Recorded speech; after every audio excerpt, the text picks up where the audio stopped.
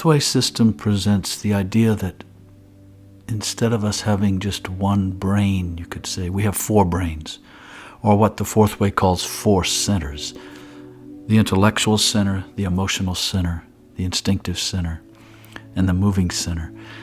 And in simplified form, the intellectual center is the realm of words and ideas and concepts, theories, definitions, whereas the realm of the emotional center is feelings, likes, dislikes, our emotional reactions and overreactions, and our feelings of wanting to help people and solve social problems.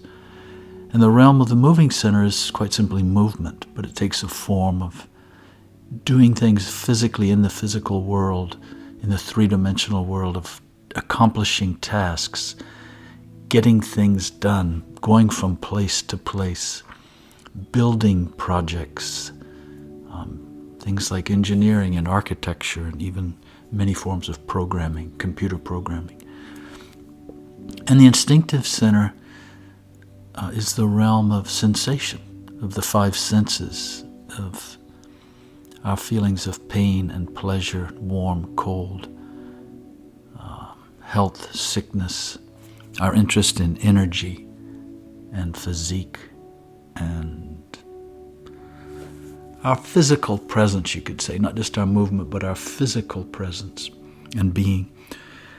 But this idea of the four centers takes on even more specific meaning with another idea which the fourth way calls center of gravity. And what that means is each person has a propensity and an inborn tendency to revolve around primarily one of the four centers, and to experience themselves, their sense of themselves, primarily in one of the four centers.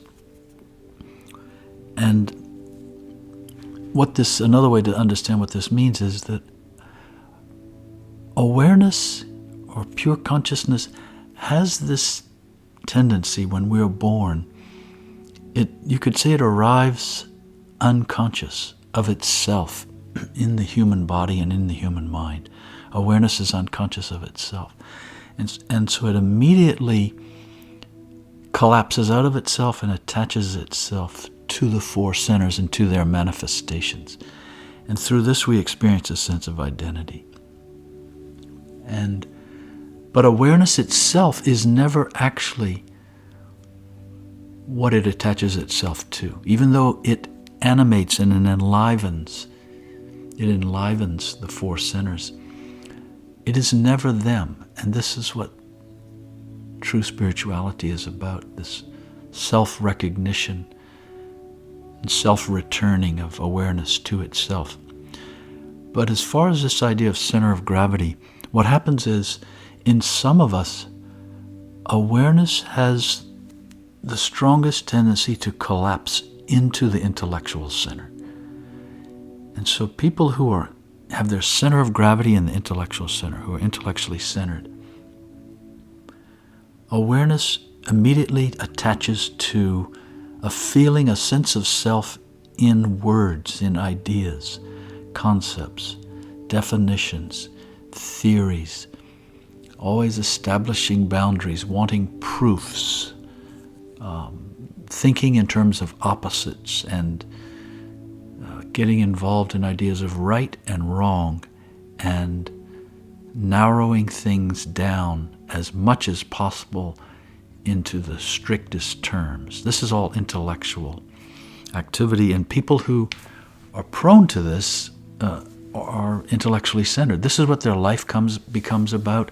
This is what interests them the most. This is where they feel the most accomplished. And most importantly, it's where they feel their strongest sense of identity. It's where a sense of identity is most easily threatened. They feel challenged, and they struggle. Their struggles in their life often revolve around this formation of a center of gravity, where awareness has become so firmly attached primarily to the intellectual center. The same thing happens emotionally to people who are emotionally centered. Awareness collapses into, attaches to, and identifies itself most easily with the emotional center. And this is now a person who their life and their feeling of self revolves around emotion, emotional relationships, emotional perceptivity, emotional reactivity, being more sensitive to what other people are feeling and the social dilemmas of the world, family problems, relationship issues, personal angst, and being emotionally wrought when things happen. This is all the emotional. This is awareness, like tumbling in the dryer of the emotional center. And the person ends up establishing that their strongest sense of themselves in relation to their emotions and their emotional feeling of self. And then similarly with the moving center, these are people in whom awareness collapses from birth, from early age. This is a tendency we're born with, our center of gravity. And it's nothing we can't change it, but we want to become aware of it. In the case of people who are moving centered, awareness collapses into the feeling of self through movement, through physical accomplishment, building things, designing things, fixing things, finding solutions to things in the physical world. And it can be also creating physical things. It can be quite beautiful. And all of the centers can produce quite remarkable things. But that's not awareness. Awareness has made it possible. It's almost the manifestation of awareness through the centers. But what happens, and this is what the fourth way calls sleep, or what Advaita Vedanta calls ignorance, and the feeling of a separate identity, is that awareness attaches itself to these things, forms around them as a sense of identity and a sense of self, and loses recognition of itself as awareness. And the same thing happens instinctively. People are instinctively centered, are those in whom awareness collapses into the physical body itself, the sensations, the feeling of health, the feeling of being strong, a feeling of being weak, feeling of being beautiful, physical presence and physical touch and physical magnetism all take on special meaning to people who are instinctively centered. They can become very enamored with their appearance, their physical appearance, and the physical impression that they make on other people, and principally on other people's instinctive centers. And again, this is where their sense of identity, their sense of self forms as awareness remains ignorant of itself. And none of this is bad. Of course, nothing's wrong with it. It's not evil. It's not terrible. We're not trying to change it. In fact, we can't change our center of gravity. The goal and the reason the fourth way delineates all this is to help a person recognize the distinction between all these manifestations which form as their center of gravity, and the distinction between all of that and the awareness of it. And as a way of trying to help a person return to the realization of themselves as awareness, which is conscious of all this manifestation, but without being attached to it and without experiencing itself as a sense of identity in relation to it. So we're not trying to rid ourselves of our center of gravity. We're trying to rid ourselves of identification and to transcend the feeling of self. This idea of center of gravity is also very powerful because it can help us see and understand why people don't understand one another. Human beings who have their center of gravity in the intellectual center, who are immersed in ideas and theories and definitions and knowledge, people who are intellectually centered are in an endless pursuit for more knowledge, more information. And they don't understand why other people aren't as smart as they are and as equally interested in this area of existence to the extent that they are.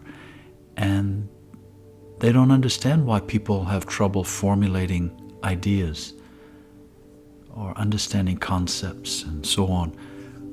And whereas people who have their center of gravity in the moving center feel exactly the same, but from the perspective of the moving center, they're not so interested in words, definitions, ideas, intellectual rules and parameters.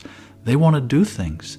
They feel physically capable. They often are often athletic and feel athletically gifted.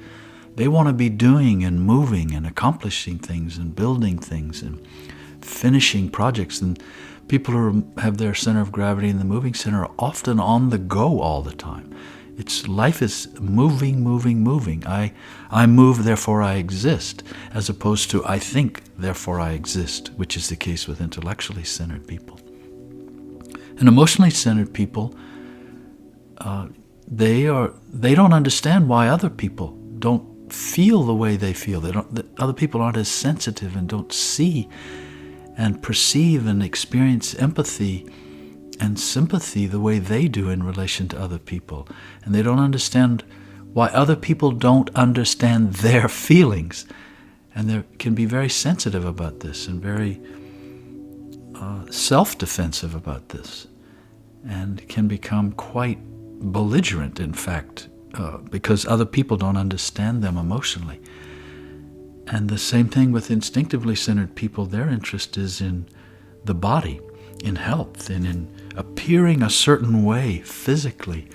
And their interests are in energy and in health and in other things related to the five senses and to the instinctive body.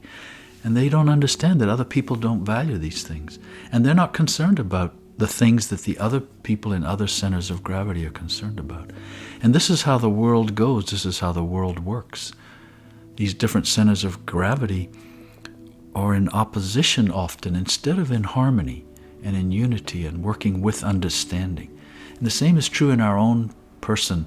Our four centers are designed to work in unison and in harmony, but most of the time they're not. There's disharmony, there's disunity, there's opposition. The centers are overlapping, competing with one another, using each other's energy, and working in wrong ways. And all of these things continue to displace awareness itself. Awareness gets completely tangled up in all of this, loses itself as the recognition of itself. And life becomes a problem, a daily turmoil, a struggle, full of lots of kinds of suffering that are avoidable, and which are the results simply of this wrong work, this interference, this overlapping of the different centers. And we see the same thing in the world, on the scale of the world. And you can see where there's often competition and even opposition between athletics and business and the health industry and the courts and the governments. These are all like different centers of gravities in our culture. And rarely do we see them working in unison for the benefit of the whole. They take on an identity of their own, each of their own. And then the result is now opposition and friction and deeper loss of awareness.